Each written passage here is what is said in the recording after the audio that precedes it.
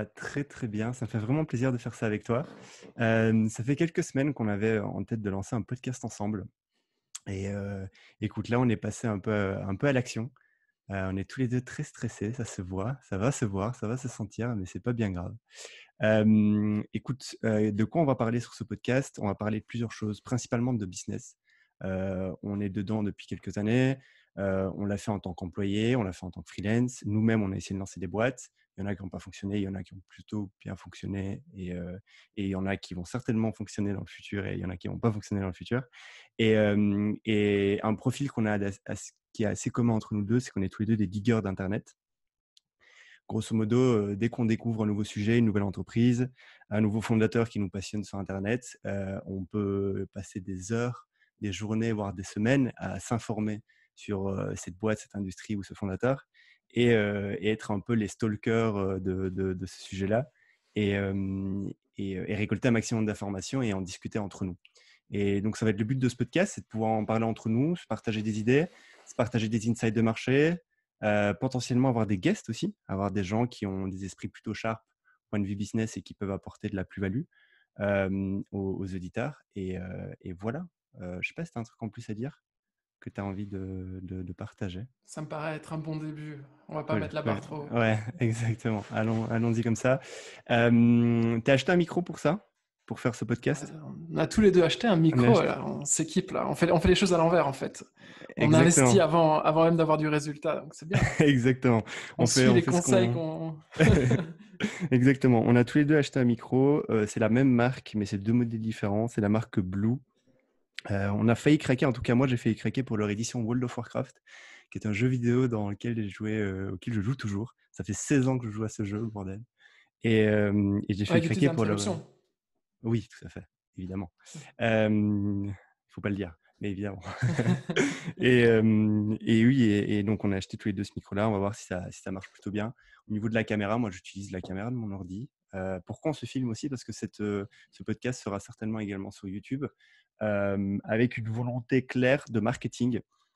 Comment moi j'ai pensé ça et on a réfléchi ça avec François, c'est qu'on s'est dit qu'on allait publier ça sur YouTube, couper des morceaux qui nous paraissent intéressants, où on partage des petits moments, enfin on va découper les petits moments les plus intéressants de ce podcast-là et on va les utiliser comme ressources pour après les partager sur les réseaux sociaux et faire de l'acquisition. Et ce podcast-ci sera aussi une occasion pour vous parler marketing et pourquoi pas vous montrer ce que nous, on fait pour promouvoir notre podcast et potentiellement, du coup, vous donner des idées pour le vôtre. Voilà, voilà. Euh, on Est-ce s'est qu'on leur dit rencontrés où? comment Vas-y, est-ce qu'on s'est dis-moi. rencontrés? Ouais, on s'est On rencontrés leur où? raconte? On s'est rencontrés où? Vas-y, dis-moi. Bah, la petite histoire, c'est qu'on s'est rencontrés au Wagon à Bruxelles fin 2016. Donc ça fait déjà 4 ans. Ouais. Bientôt tout pile 4 ans qu'on a fini le Wagon. C'est quoi le wagon Et pour ceux qui connaissent le pas? Wagon, c'est un bootcamp de coding présentiel. Enfin, à l'époque, en tout cas, c'était présentiel. Maintenant, avec le Covid, je pense qu'ils ont un petit peu pivoté. Et grosso modo, enfin, maximum entre 20 et 40 personnes se rassemblent dans une salle et suivent toute une trame d'apprentissage pour apprendre à coder. Et Ouais. Jedi et moi, on vient de la même ville, en Belgique. On s'était jamais vus, on se connaissait ni d'Ève ni d'Adam. On s'est retrouvés au Wagon. Il s'avère que Jedi venait de sortir d'un autre bootcamp, la Grosse Stripe, si je ne me trompe pas, et Exactement. d'une année d'ailleurs en tant qu'employé dans une startup. Ouais. Oui, Menu c'était Nexar. juste, Ouais, voilà, mais une c'était Exor. ça. Et on a directement branché sur un sujet en commun, c'est TF. Peut-être qu'on en The parlera aussi Family. Exactement. dans ce podcast. Exactement. Euh, Et du et, coup, on s'est noué et d'amitié. voilà. Et on s'est un peu Et suivi voilà. ces 4 dernières années. Et oui, on a même habité ensemble à Bali, hein, on peut le dire aussi, mais Exactement. voilà, on va pas Exactement. rentrer dans les détails. Exactement. Mais On pourra. La différence entre la vision qu'on avait de la vie de nomade vs quelque chose d'un peu plus sédentaire et de fixe, on pourra aussi en parler. On pourra en parler. Je pense que ce sera un sujet ouais, moi je intéressant. pense que je reste pas mal nomade addict. Toi, t'es un petit peu pivoté là. Enfin, t'étais pas vraiment parti pour faire du nomadisme à la base, Non, hein. non, non, non. Effectivement, c'était une expérience cool, mais je pense D'ailleurs, pas ouais, que je le puisse. nomadisme, c'est vraiment un concept tout à fait intéressant. Et je sais pas si tu vois un peu Peter Lival sur Twitter, justement, qui brande de plus en plus le slow nomadisme. Ouais, ouais, Donc, en gros, tu te bases dans une ville pendant 4, 5, 6 mois. Tu apprends à vraiment la connaître et pas jump de ville en ville tous les 3, 4 jours comme les backpackers font, quoi.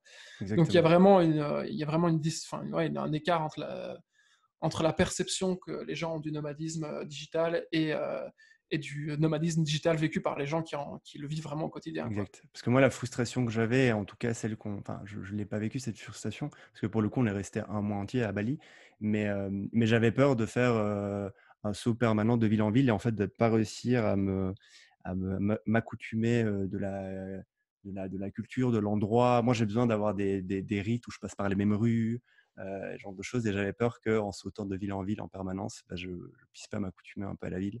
Et c'est le truc principalement qui me faisait le plus flipper là-dedans. Mais bon, Peter Oliver, c'est une bonne référence. Vous pouvez aller le suivre sur Twitter. Euh, je suis pas un grand fan quand même de Peter Oliver pour mes propres raisons, Ouais, mais fanboy. globalement, il donne pas mal de conseils. Il est plutôt assez malin et il a fait pas mal de boîtes et il a plusieurs business en ligne. Je sais pas si tu peux en parler des business en ligne qu'il a. Ouais, bah, il en a deux principaux en tout cas. Il a des petits projets aussi pilotes, Airline List, et le dernier, c'est un comment on appelle ça?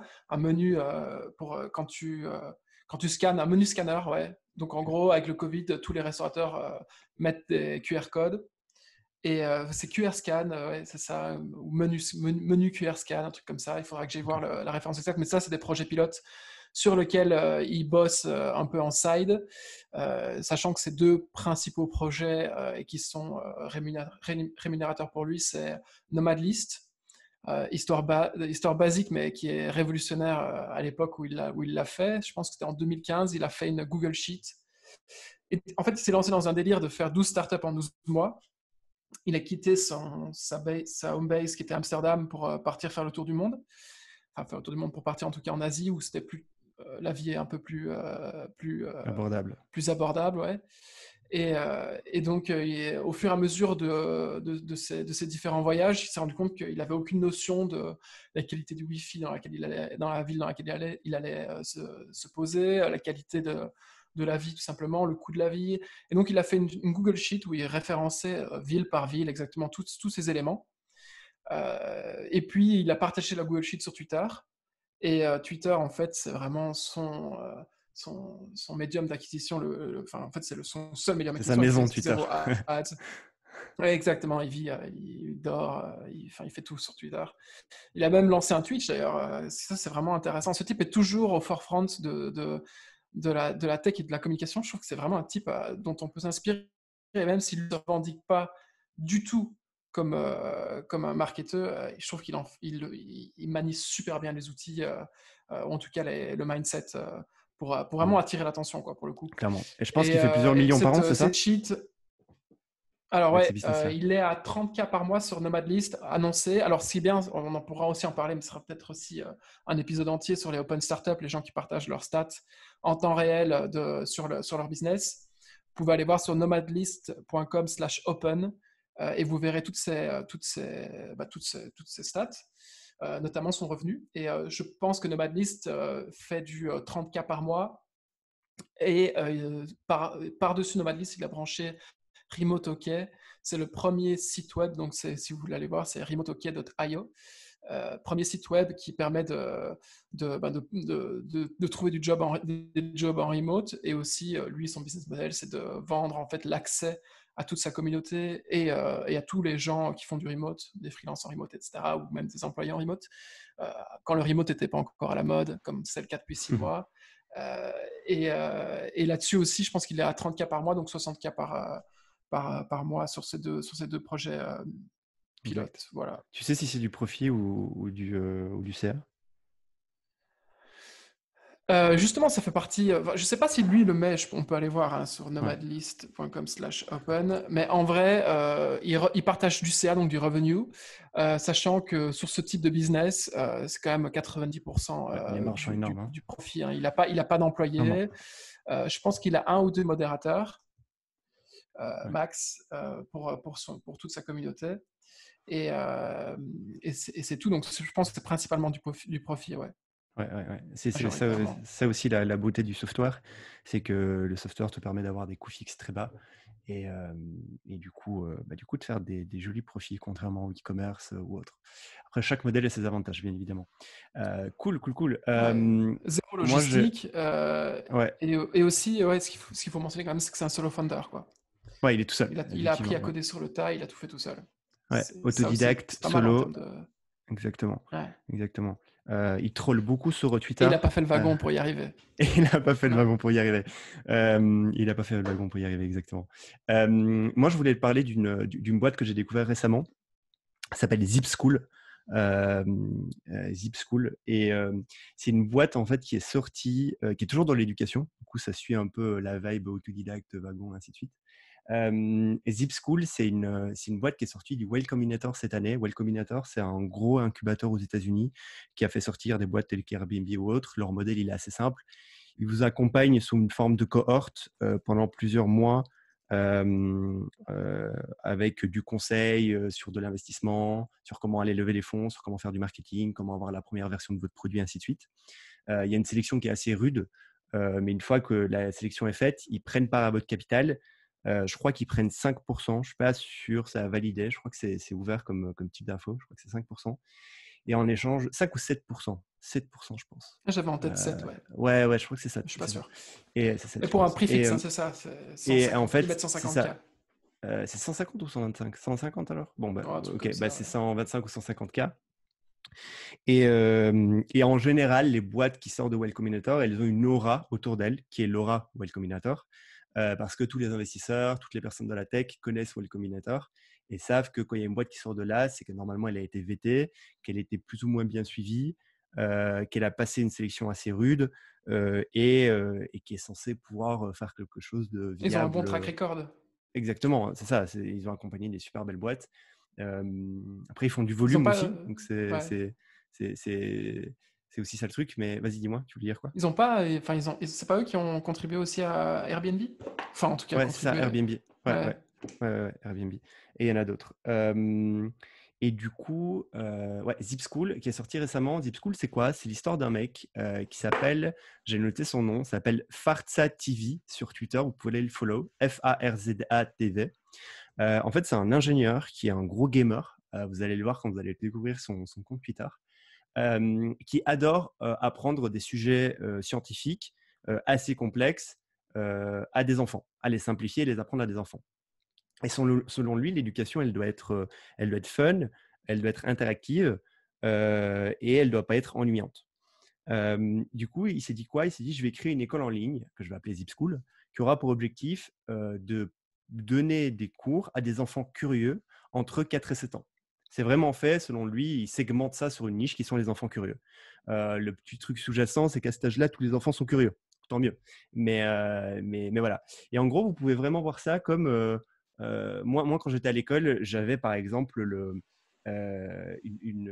la meuf qui bossait dans le centre vétérinaire d'à côté de chez moi, qui venait à l'école pendant une matinée avec des animaux et qui nous expliquait un peu comment un serpent se comporte, comment un lézard se comporte et ce genre de choses. Tu vois, c'est très interactif avec les enfants qui s'asseyent autour, enfin qui s'assoient autour et, c'était super interactif, super kiffant. En fait, lui, il retranscrit ça, mais en ligne. Et du coup, Zip School, c'est une école où toi, en tant que parent, tu peux regarder différentes. Tu as une liste de cours. Tu peux booker un cours pour ton enfant avec une heure bien précise. Et à l'heure donnée, il t'envoie un lien Zoom, comme l'outil qu'on est en train d'utiliser ici pour faire ce podcast. Et, et l'enfant va se connecter, va se retrouver avec plein d'autres enfants et un prof. Et ce prof va lui donner un petit cours pendant 30 minutes.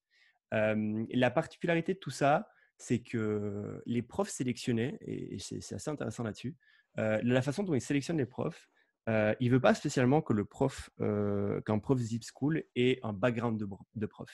Il veut plutôt que ce soit un profil qui soit passionné déjà par ce qu'il fait, et si en plus il peut travailler dans le métier en question, c'est encore mieux. Je donne des exemples clairs.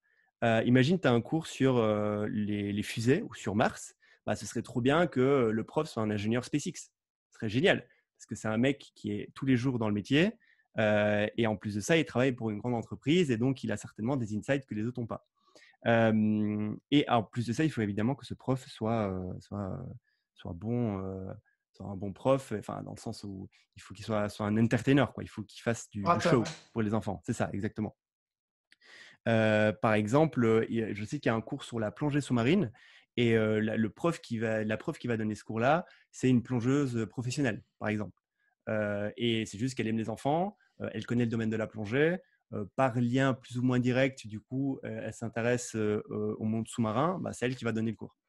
Et c'est assez Est-ce cool qu'on comme il est-ce traite. qu'on Vas-y, dis-moi. est-ce qu'on peut dire que tu as suivi un cours pour voir un petit peu à quoi ça ressemblait? J'ai exactement, c'est ça. J'ai suivi un cours. Ça fait partie de Euh, tout le digging internet dont on parlait. Exactement, exactement. Je me suis inscrit, j'ai suivi un cours. Le cours, c'était sur les volcans. J'ai appris des trucs. Je ne savais pas c'était quoi la différence entre la lave et le magma, par exemple.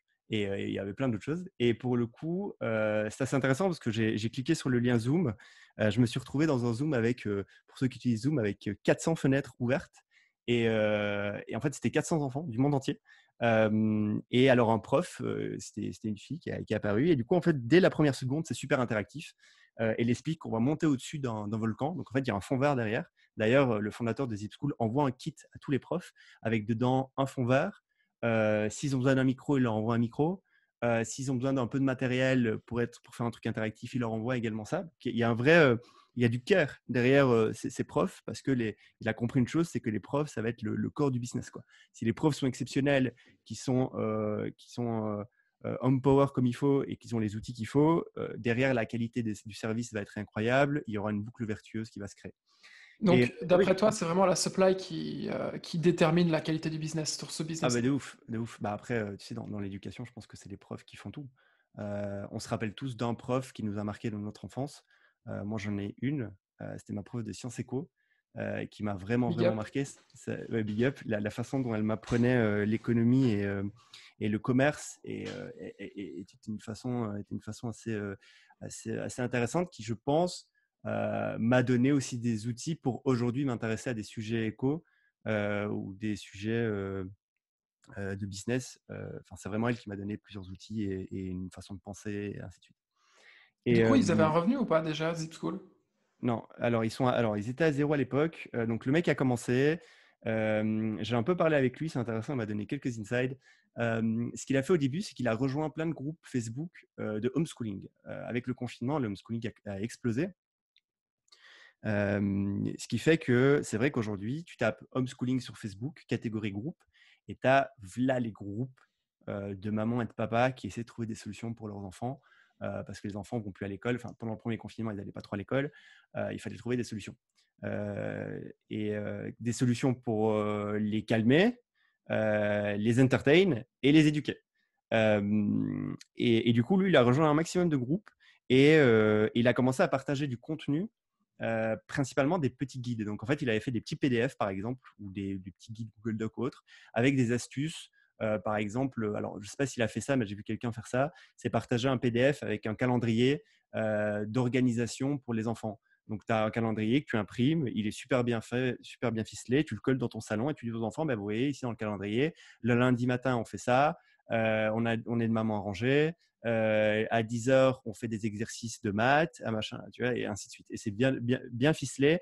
Et en fait, c'est pensé pour que l'enfant se fatigue pas trop et puisse être en permanence quand même en activité. Mhm. Et en fait, il a créé des landing pages, donc des sites one pager où dessus, il proposait des e-books avec des guides en échange d'une adresse email. Donc, il partageait ces sites-là sur ces groupes-là. Donc, moi, je suis maman. Je vois qu'il y a un mec qui partage un guide pour pour avoir un calendrier dans mon salon pour mieux gérer les enfants. Je clique sur le site, j'ai un avant-première du calendrier je laisse mon email et en fait, derrière, je peux télécharger le e-book. Donc, en fait, le coût, c'est l'email. Et lui, derrière, il récupère l'email pour envoyer un email et pour faire de la publicité Facebook. Parce que tu peux utiliser les emails des gens en les Ouais. utilisant comme audience sur Facebook et les targeter avec de la publicité. Et en fait, derrière, il leur proposait des classes sur Zip School. Et donc, c'est comme ça qu'il a fait le marketing tout au début. C'est comme ça qu'il a atteint 400 élèves par session. Il y avait entre 4 et 5 sessions par jour. C'est quand même pas mal. Ensuite, il a essayé Non, de attends, monétiser ça, attends. effectivement. Tu peux juste préciser, donc la cible, c'est les parents. Ouais, Le homeschooling, c'est quand même je sais pas, je vais pas appeler ça une tradition, mais disons un réflexe qui est plutôt américain, si je me trompe pas. En tout cas, pas ouais, très je pense, européen. ouais. Ouais, nous, en France, en Belgique, je pense qu'il n'y a pas eu énormément de homeschooling, sauf donné peut-être par l'école carrément. Mais le homeschooling, c'est une façon générale assez répandue aux États-Unis, des enfants qui vont pas à l'école et qui sont vraiment, enfin, qui sont En éduqués à tout la cas, la maison, quoi. communauté homeschooling est vachement plus Et grosse aux énorme. US Ouais, ouais. qu'ici, ça c'est clair. Ouais, Il y a une vraie demande. D'ailleurs, tu pourras aussi parler de la façon dont les Américains, enfin, dont tu as été démarché directement par des Américains pour lancer, enfin, pour devenir prof pour toi, quoi. exactement, Je sais. exactement. Ouais. Donc, Euh, non, ce que je voulais que tu précises, c'est donc 40 élèves en moyenne par cours, c'est ça? 400. Il y en avait 400 à 400? l'époque. Enfin, moi, Quatre- la première classe, j'ai vu 400 têtes de gosses débarquer, quoi. Avec de temps en temps les parents derrière, tu vois, histoire de vérifier si c'est pas un truc weird avec un vieux pédo derrière, tu vois. c'est c'est un vrai sujet. Et parce que ça, T'étais voilà, il avec y ta a un vrai caméra sujet de fermée, sécurité. J'étais avec ma caméra fermée parce que je me suis dit, je vais me faire kick. On va voir un mec de 26 ans débarquer. Mais ouais, Mais tu ouais, peux ouais. parler d'ailleurs de la stack, parce que tu parles de la sécurité. La stack, elle était toute simple pour lui. Ouais, alors au début, en fait, il mettait de côté un peu le sujet sécurité, donc il a fait ça sur Zoom simplement. Euh, alors lui, ce qui est intéressant, c'est qu'il assistait à chaque cours pour, de un, voir la qualité du prof, et de deux, bah, aussi monitorer s'il n'y a pas des débordements ou quoi que ce soit.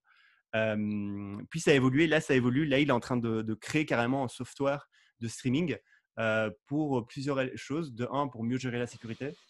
De deux, pour pas être dépendant de Zoom, parce qu'on est dépendant de Zoom, on reste quand même indépendant d'une société tierce. Et quand notre business est basé sur du streaming, bah, faut peut-être réfléchir, tiens, est-ce que la techno streaming va pas être le corps de mon produit. Et aussi parce qu'il a envie d'intégrer dans le streaming, dans l'interaction avec. Donc, par exemple, ce qu'il aimerait bien faire, c'est que quand un prof stream se filme en live, l'enfant puisse interagir avec l'écran. Et donc, ce serait simplement injecter des espèces de petits scripts HTML5. Vous savez, les vieux jeux web browser qu'on a tous un peu testés il y a 10 ans, même maintenant, des fois certains le font. Mais en fait, intégrer ça dans le streaming, comme ça, tu peux Flash. avec ouais, les jeux Flash et ce genre de choses, Mhm. et que tu puisses interagir en même temps, ce genre de choses. Donc, rendre vraiment quelque chose d'interactif. Donc là, il est en train de créer, de build la partie technologique derrière ça. Mais ouais, et donc il a fait une tentative de monétisation. En gros, ce qu'il a fait, c'est qu'il a envoyé un email à toute sa base de données de parents qui avaient leurs enfants sur Zip School. Tout était gratuit au début. Il a envoyé un email et il a dit bah, écoutez, c'est super bien là ce qui se passe pour le moment, vous êtes des centaines, des milliers, mais j'ai des profs à payer, parce qu'il les payait. J'ai des profs à payer, j'ai du matériel pour eux à entretenir, et j'ai envie que ça devienne une vraie boîte à long terme, et donc il faut que je monétise ça. Du coup, ce que je vais faire, c'est que je vais rendre ça payant à $80 par mois à l'époque.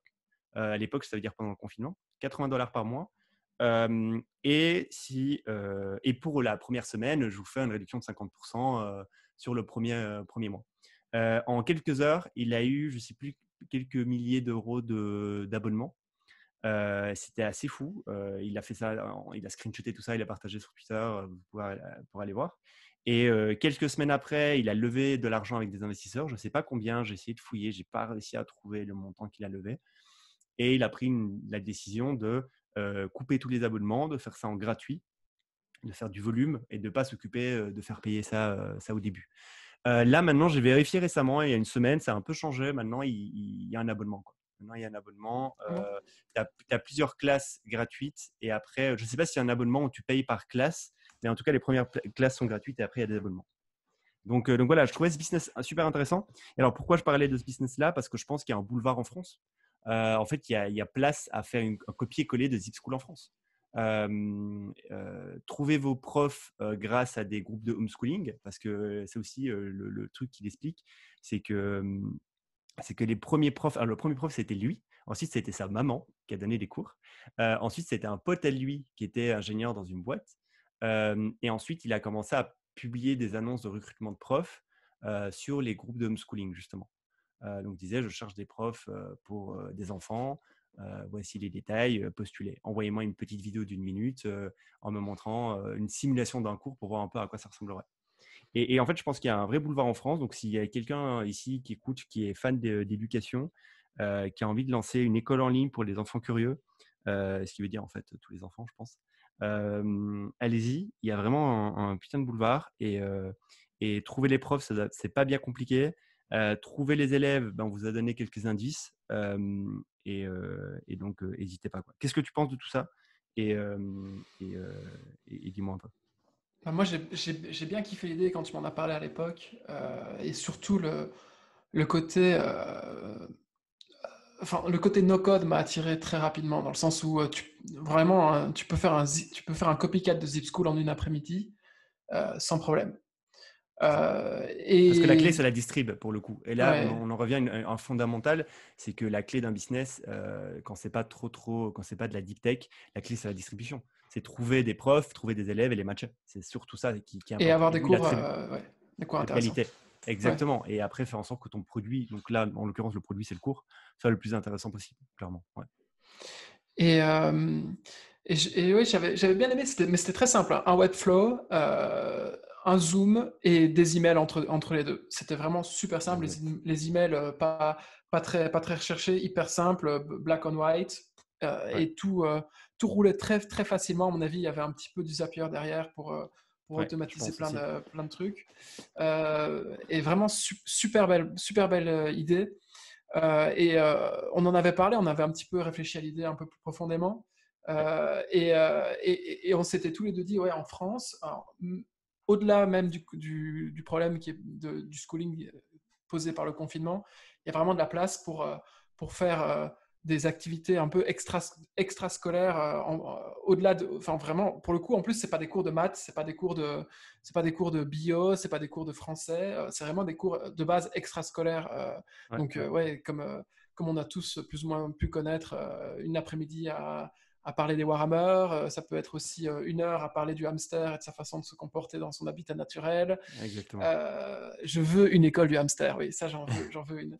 Et moi, je voulais juste que tu précises un peu, je sais pas si c'est quelque chose sur lequel on peut, euh, on peut dire des chiffres qui valent la peine d'être retenus, mais ça coûte combien un prof à l'heure aux États-Unis, par exemple? Est-ce que Ouais. on avait un petit peu cherché? Exactement.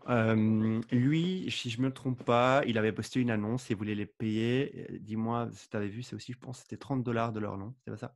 C'est $30 de l'heure qu'il voulait les payer. $30 de l'heure. Moi, j'ai regardé sur beaucoup parce que j'ai dig, j'ai fouillé et j'ai regardé ce qui se fait en termes de tarifs pour des profs aux États-Unis. Et en fait, tu as vraiment de tout. J'ai vu des profs particuliers en homeschooling qui font, par exemple, des abonnements à $1 500 par mois pour donner 2 heures de cours par jour, 5 jours par semaine aux enfants. Je ne sais pas comment ça fait, je vais faire le calcul.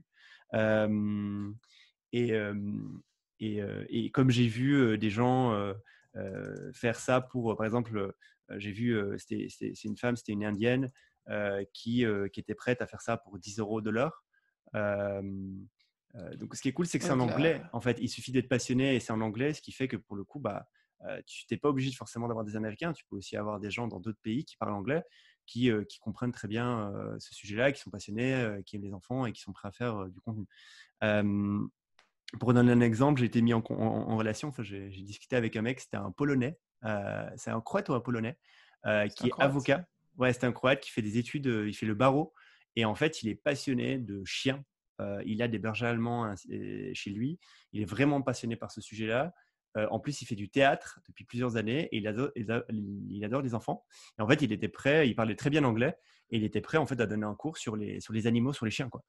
Sur comment les chiens se comportent, comment on les éduque, comment ça peut être en soutien moral, physique, ce genre de choses, quoi. Et en plus, vu qu'il a donné des cours de théâtre, ça aide, quoi. Donc c'est vraiment, il y a pas de barrière. Et pour le coup, quelqu'un en Pologne coûtera peut-être moins cher que quelqu'un aux US. Ouais, et tu m'avais, du coup, on avait aussi un peu divergé sur plein d'autres choses à l'époque, et je me rappelle qu'on avait parlé de plumes. Ouais. Je sais pas si tu peux un peu en parler, mais c'est des gens que tu connais un peu. C'est un business que tu connais un peu. C'est un business en fait, où tu racontes une histoire aux enfants, c'est ça? Ou En il y gros, a, je sais Plume, plus c'est exactement. ça. Pitch un peu? Plume, c'est une boîte ici en France qui aide les enfants à mieux écrire et à mieux lire. Et en gros, tu payes des plumes, Donc, Plume, c'est une monnaie virtuelle pour accéder à une petite histoire qui a été préécrite par un illustrateur, par des profs de français, ainsi de suite. Et en fait, donc, il y a une vraie illustration avec un texte. Tu payes une plume à ton enfant pour qu'il puisse acheter un texte, une histoire. Il commence à lire l'histoire. Donc là, il s'exerce à lire. Et ensuite, il doit continuer l'histoire lui-même. Donc, il doit écrire la suite de l'histoire lui-même. Donc, il y a un contexte, il y a une narration, il y a une histoire qui est préécrite. Lui, il doit la lire et ensuite créer la suite de cette fameuse histoire. Et tout se fait en ligne. Tout se fait en ligne. Je sais maintenant qu'ils ont aussi des kits physiques en plus pour aider, aider les enfants à faire ça à la main parce que si je ne me trompe pas, je ne connais pas grand-chose aux enfants, mais je sais que si tu travailles ton écriture à la main, ta mémoire travaille beaucoup plus, travaille mieux. Et voilà. Et donc, Plume, c'est une super belle boîte. Et typiquement, Plume, c'est le genre de boîte avec qui un Zip School français pourrait faire un partenariat, par exemple. Ils ne sont pas concurrents directs. Par contre, ils ont la même cible. Et donc, si tu lances un Zip School en France, tu peux clairement faire un partenariat avec Plume. Donc voilà. Donc c'était l'idée de l'éducation. Et je serais super ravi de savoir si parmi nos auditeurs, certains ont d'autres idées autour de ce sujet-là. Est-ce que toi, Et tu as juste, des... Vas-y, dis-moi. ouais, juste pour ajouter sur tout ce phénomène du homeschooling, j'ai vu que Jason Calacanis, non, comment il s'appelle encore le VC américain qui fait un podcast tous les jours, Today on the Show, ou je sais Ouais, pas ouais, quoi là. j'ai oublié son nom, mais Il- je vois exactement de qui tu parles. Ouais, ouais, ouais. Lui, il parlait d'engager, je pense qu'il parlait d'engager un prof Lui, il voulait engager quelqu'un. ouais, Ouais, pour ses ouais, filles à la maison, euh, plusieurs milliers d'euros, de dollars par mois. Et il était d'accord aussi de rassembler d'autres gens de la communauté autour de chez lui exactement. pour que tout le monde en profite, etc. C'était hyper intéressant. Et quand même, un de nos héros les plus illustres, enfin en tout cas un de mes héros les plus illustres qui fait du homeschooling, c'est Elon Musk avec ses enfants dans une école qui s'appelle Ad Astra. Juste pour vraiment c'est le dernier des petits clins d'œil. Je sais pas, à l'époque où on avait un peu commencé à dig le biohacking, on a tous les deux suivi Nico Bouchard. Je Ouais, sais pas ouais, si tu vois qui c'est, ouais, si tu te rappelles ou si son nom te dit quelque chose. ouais. C'est un biohacker qui teach en fait aux enfants en Californie la biologie. Et je trouve ça génial. Enfin, moi, il y a... Exactement. Et je pense qu'on pourra faire un podcast, on va parler de biohacking et j'ai envie, j'ai déjà Ouais. noté pas mal de choses là-dessus, sur comment lui, il a réussi à prendre un sujet complexe, régulé, etc. et en faire un business qui aujourd'hui, je sais pas combien il fait, mais je pense qu'il doit largement dépasser le million de dollars par an. Et Et ça, il, c'est pas Nico Bouchard, c'est Josiah Zayner, Ouais, ça. c'est Josia, c'est Josia. Ouais, Mais ouais, je parle du biohacking globalement, ouais. j'ai envie d'en parler et parler de ce fameux Josia. Mais oui, je vois de qui tu parles aussi, ouais. Et grave. On fera tout un sujet là-dessus, ça nous donnera c'est des idées pour le prochain épisode. En parlant Vas-y, d'école et d'enfance, vas-y, dis-moi. est-ce que je vois que tu veux parler de Pokémon? Qu'est-ce que tu voulais dire avec Vas-y, Pokémon? ouais, Pokémon. Alors, il y a une explosion du sujet de Pokémon ces 2 dernières années, surtout cette année 2020 là. On a tous, moi j'ai 26 ans, t'as quel âge? 27 ans. Ok. On est dans une génération, même celle de la trentaine, c'est une génération de Pokémon. C'est une génération qui, quand elle était petite, et potentiellement même ado, elle achetait, elle collectionnait des cartes Pokémon. Euh, des cartes Pokémon. Et en fait, ça coûtait super cher à l'époque, je me souviens. Moi, je me souviens que ma mère me donnait, je sais pas combien, quelques euros toutes les semaines, et ça me Des francs. permettait Des francs. toutes les 2 semaines. Ouais, mais écoute, quand j'achetais des cartes Pokémon, c'était déjà des euros. Alors, Putain, je me souviens pas quand, mais ouais, c'était déjà la des euros. vieillesse. Et la vieillesse. Et du coup, je me souviens que toutes les 2 semaines, ça me permettait d'acheter un paquet Pokémon, de cartes Pokémon. Et je me souviens que j'avais des potes, par contre, qui achetaient ça genre 3-4 fois par semaine, genre ils craquaient quoi. Tu vois. Mais on était tout petits, tu vois, on faisait des après-midi, on s'échangeait des cartes Pokémon, etc. Soit. Et du coup, tu as cette génération-là qui aujourd'hui, elle est comme nous, c'est-à-dire qu'elle est grande, elle travaille, elle a une situation plus ou moins stable, et elle génère du cash. Et elle a cette nostalgie de Pokémon. Et du coup, tu as toute cette génération qui rachète les cartes Pokémon de l'époque, sachant que Pokémon, en fait, en cours du temps, a sorti plusieurs éditions, et aujourd'hui, il y a toujours des nouvelles éditions avec des nouveaux Pokémon, des nouvelles cartes, etc. Mais les cartes de l'époque, qui avaient un design bien spécifique, qui avaient un nombre de disponibilités sur le marché bien spécifique, elles sont extrêmement demandées. ces 2 dernières années, le marché de l'achat et de revente des cartes Pokémon des premières générations a explosé. Explosé au point où une des cartes Pokémon qui est vendue le plus cher, elle coûte 75 000 dollars et que moi, je sais, j'avais pas cette carte à l'époque, mais je sais que j'avais des cartes à l'époque d'une certaine édition qui aujourd'hui valent 1000, 2000, 10 000 euros sur eBay, quoi. Et ça se vend comme des petits pains en quelques heures. Et Donc du coup, d'ailleurs, ouais, enfin, ça se vend que sur eBay? Ça se vend partout? Ou bien alors ça se vend. vraiment Alors, eBay, c'est la… ça se vend partout. eBay, ça reste quand même la plus grosse des marketplaces. Mais si vous allez sur Instagram et vous tapez hashtag Pokémon Cards, par exemple, vous allez voir qu'il y a des millions de publications. Tu peux aller voir, vas-y, si tu veux checker en parallèle, pour fact-checker. et, et en fait, il y a un vrai marché d'achat-revente de cartes Pokémon en ligne. Et on parlera, justement, je vais vous parler de ça. Et, euh, et qu'est-ce que je voulais dire là-dessus? Donc c'est vraiment Euh, basé sur la nostalgie des gens c'est la et nostalgie c'est des gens, aussi ouais. une opportunité d'investissement C'est un sérieuse asset ou… d'investissement. Alors clairement, en fait, il y a des cartes, qui ont monté de volume, enfin de prix assez rapidement. C'est l'offre et la demande, comme d'habitude. Par Elles sont exemple, je uniques voulais ces acheter cartes? unique, ça veut dire quoi?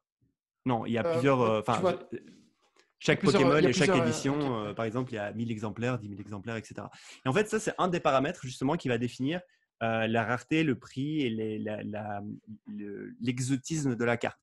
Tu as, par exemple, Non, donc si déjà, je peux prendre un exemple hyper basique, Mewtwo, c'est comme ça, hein? C'était ça ouais, le… mais tout, ouais, ça dépend de Mewtwo. l'édition. Je sais pas, ça dépend de l'édition et ça dépend Mais aussi du le coup, tu as design. plusieurs éditions et au sein de chaque édition, le nombre est limité de cartes, on est d'accord. Ça On dépend, ouais, rajoute pas ouais, des… C'est c'est pas des ça. trucs qui sont toujours en tirage. Exactement, c'est ça, exactement. Ok. Exactement. Et alors, tu as aussi t'as plusieurs éléments en fait, qui vont définir le prix. Tu as l'édition, plus c'est Mhm. vieux, plus c'est rush, c'est normal. La rareté de la carte et son nombre de tirages. Une carte rare n'a pas le même nombre de tirages qu'une carte commune. Je ne sais pas si à l'époque vous vous souvenez, mais il y avait une espèce de petit symbole en bas à droite de la carte. Ben ça, c'est la rareté. Une carte rare n'a pas le même nombre de tirages qu'une carte commune. C'est combien, par exemple, Et le tirage d'une carte rare? On sait pas? si, mais là, j'ai pas le chiffre. Ok, d'accord. On Mais ira c'est vérifier. défini Mais et inchangeable. exactement, exactement. Et en plus de ça, tu as des cartes qui sont holo ou pas holo, donc c'est-à-dire qui brillent pas. Et ça aussi, ça rajoute, parce qu'il y a des holo, il y a moins de holo que pas holo.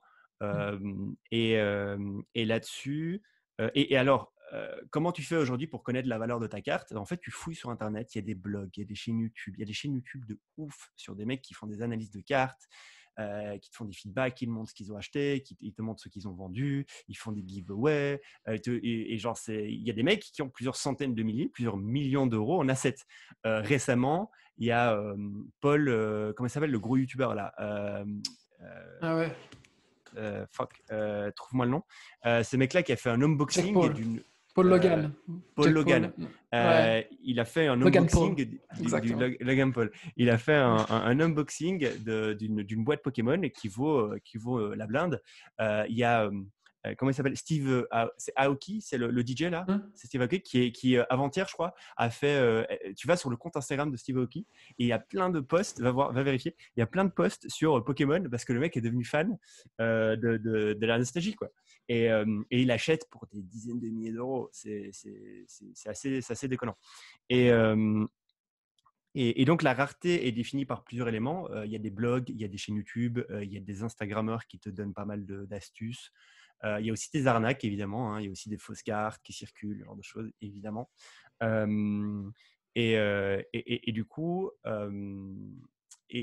une fois que tu connais plus ou moins la rareté de ta carte et les différents paramètres qui font que ta carte peut avoir une certaine tranche de prix, tu dois la faire grader. C'est-à-dire que tu dois l'envoyer à une boîte qui va, elle, en fonction de différents paramètres de visuel de ta carte et de l'état de ta carte, elle va donner une cotation à ta carte.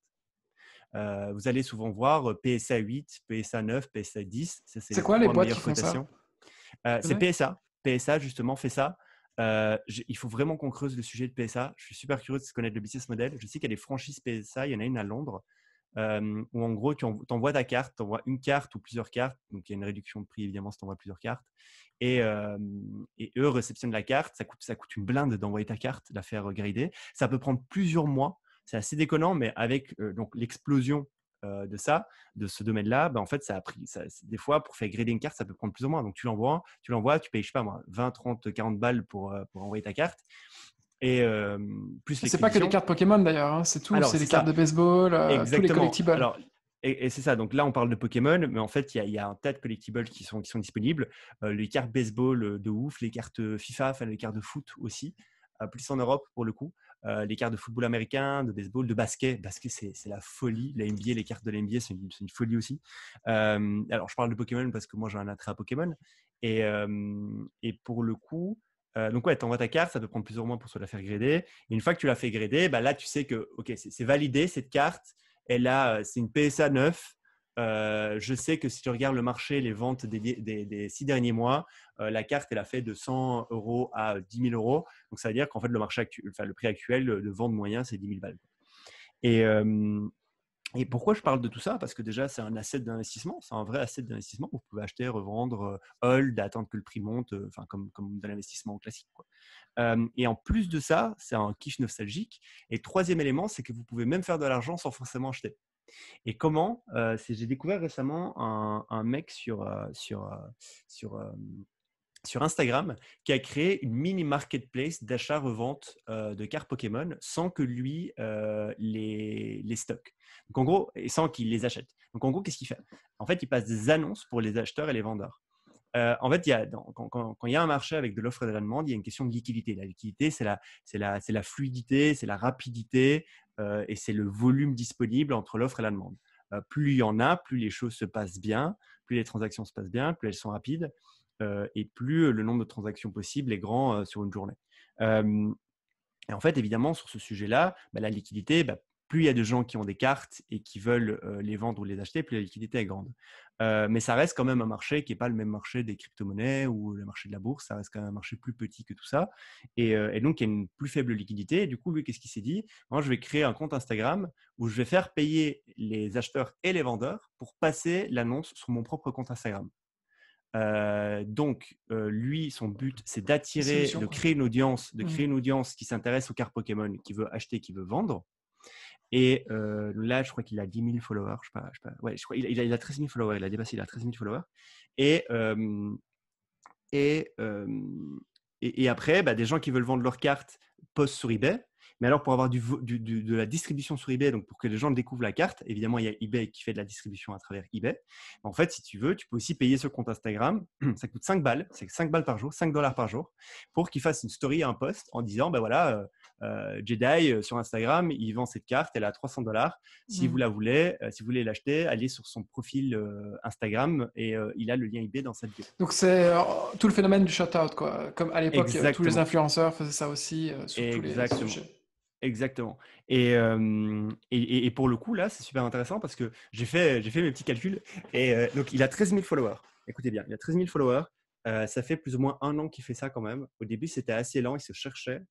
Ça fait maintenant, depuis le début du confinement, il a vraiment un modèle où il fait que ça tous les jours. Il contacte pas, il fait plusieurs différentes techniques pour faire grossir son audience. Et ensuite, c'est les gens qui le contactent. Et il fait payer 5 dollars pour un shutout d'achat ou de vente. Et il fait en moyenne 15 shutouts par jour. Donc, je te laisse faire le calcul. 15 Ouais, fois une journée. 75. Ouais, 75 fois un mois. Et ça vous donne un peu le CA qu'il fait. Le CA qu'il fait avec 13 000 followers. 2250 dollars par Ouais, mois. pour un Oh, ouais. kiff qui est vraiment un kiff, genre kiff Pokémon. Et tout ce que je fais, c'est que je publie des annonces, quoi. Et là, c'est encore une fois, c'est une idée de business. Là, c'est réplicable dans plein d'autres niches. Mais ça, c'est encore une fois, c'est un truc que vous pouvez faire, c'est de faire grossir une audience autour d'un sujet que tu aimes et d'ensuite voir comment monétiser cette audience. Alors lui, il a trouvé ce moyen-là, mais il y a plein d'autres moyens de monétiser une audience. Mais c'est super intéressant. Et le mec, c'est un kiff, quoi. Il fait ça sur le côté. Je l'ai contacté. Il s'avère que c'est un Français. C'est un compte anglophone, mais c'est un Français. Et vraiment, le mec, je crois qu'il vient de l'ouest de la France. Il a un taf de tous les jours qui n'a rien à voir avec Pokémon. C'est son kiff du dimanche. et son kiff de dimanche, il lui rapporte un peu de sous, quoi. C'est cool. Génial. Grave. T'as une Est-ce- idée comme ça d'une autre thématique sur laquelle les gens pourraient kiffer?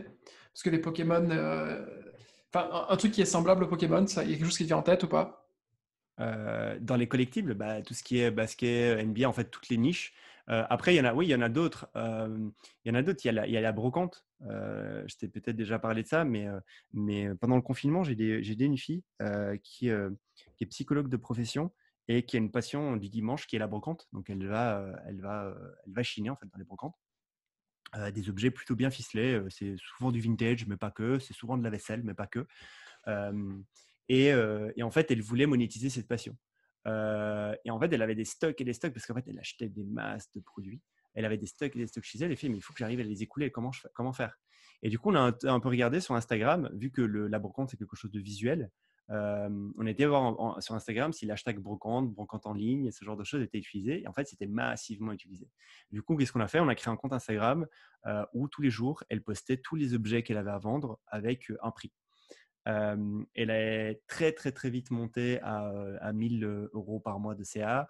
Et je lui ai parlé, je ne sais plus combien elle faisait fin du confinement exactement. Et je lui ai parlé récemment, il y a 2 semaines. Et elle m'a dit qu'aujourd'hui, elle fait en plus ou moins une semaine le CA qu'elle faisait avant en un mois, quoi. Et c'est un kiff, quoi. Je fais ça à côté de son travail de psycho. Et c'est génial. Encore une fois, elle vend des produits, elle n'a même pas de e-commerce, quoi. Tu vois, c'est ça le truc, c'est ça qui est beau, c'est qu'elle n'a même pas de Shopify. Donc en fait, qu'est-ce qui se passe? C'est qu'elle met le prix, quelqu'un la contacte, elle lui envoie un PayPal, et ensuite la personne lui envoie l'adresse, elle expédie le produit, quoi. Bête et Et méchant. ça c'est. Alors, est-ce qu'on peut définir ça comme de la passion économie? Parce qu'en vrai, ces gens-là, ils font avant tout ça, pas forcément pour faire de la thune au début, c'est vraiment juste de la passion.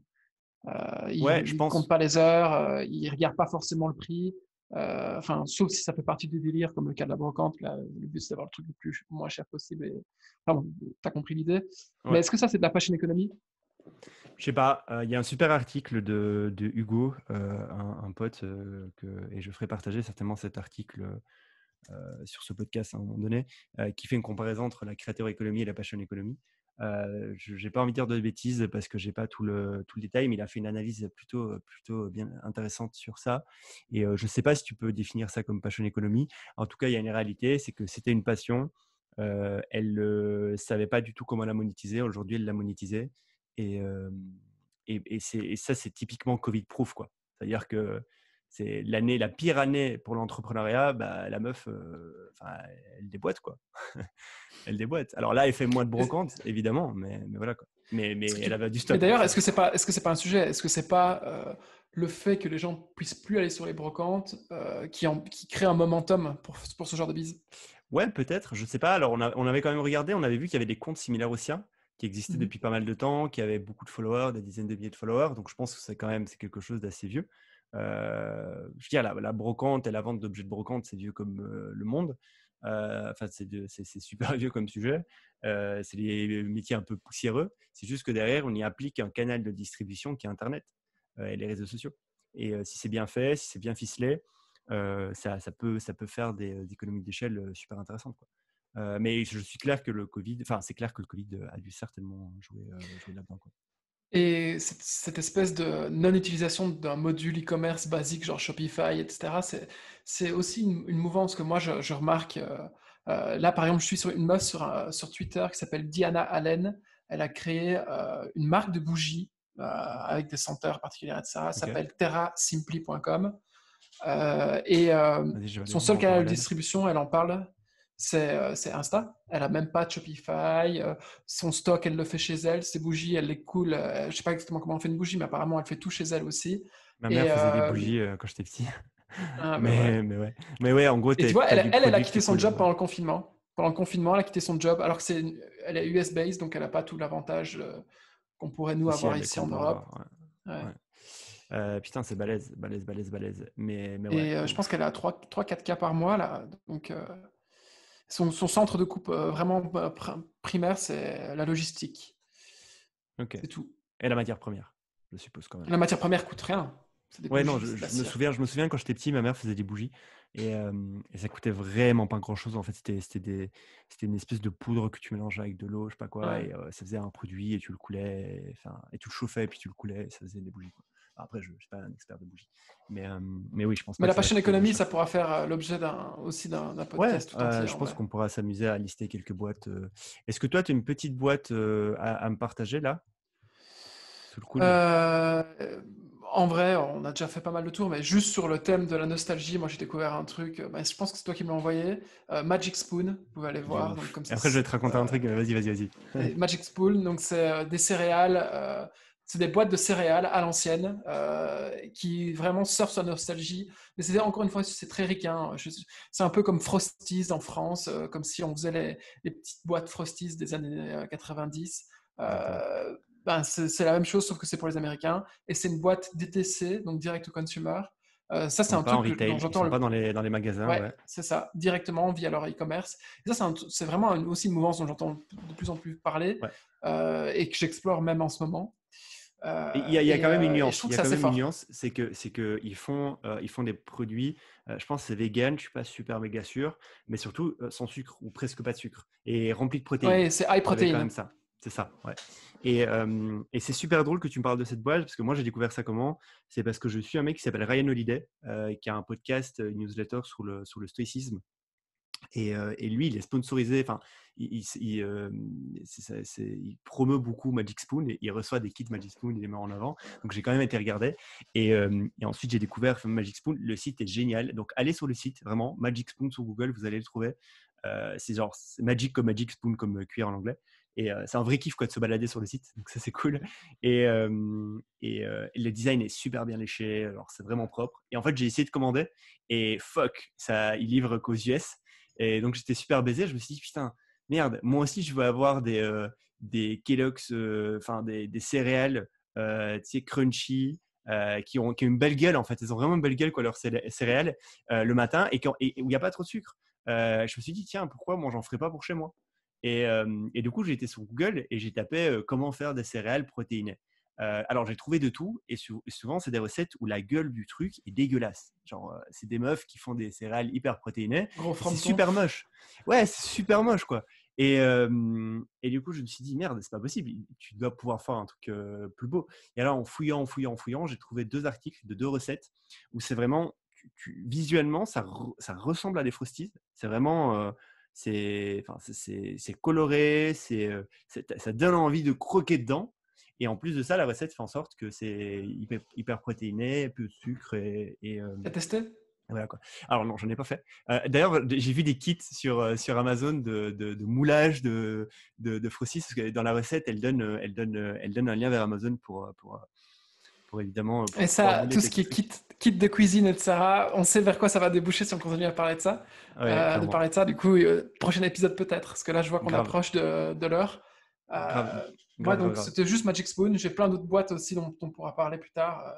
Exactement. Mais voilà, on va y aller tout doux. Exactement, exactement. Et bah écoute, c'était un plaisir. On a encore plein d'autres idées.